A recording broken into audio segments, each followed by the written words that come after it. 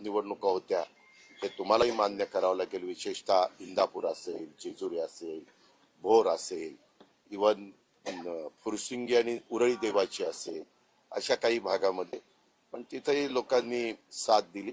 काही ठिकाणी शिवसेनेला पण साथ दिली, काही ठिकाणी भाजपला पण साथ दिली, नाही असं नाही. आणि त्या प्रकारे निर्णय झालेला आहे, निकाल लागलेला आहे. त्याबद्दल त्यांचं सगळ्यांचे आभार मतदारांचे.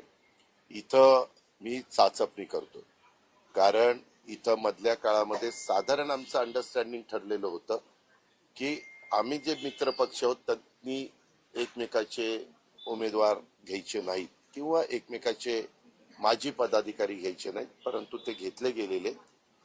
त्याबद्दल आम्ही मुंबईत गेल्यावर चर्चा त्या ठिकाणी करू. पण उद्याच्याला कुणी कुठं घेतले तरी काही ठिकाणी संख्या वाढल्यावर एक तर 9 वर्षांनी निवडणुका होता, त्याच्यामुळं त्या पक्षातले मूळ जे काही उमेदवार वाट बघत होते की आपल्याला उमेदवारी मिळेल आणि आता तिथं दुसऱ्या पक्षातले काही लोक घेतले तर ते पण नाराज होणार, तेही कुठंतरी संधी शोधण्याचा प्रयत्न करणार. आणि तशा पद्धतीनं आत्ताच काही सहकारी मला आतमध्ये भेटले, मी त्यांच्याशी चर्चा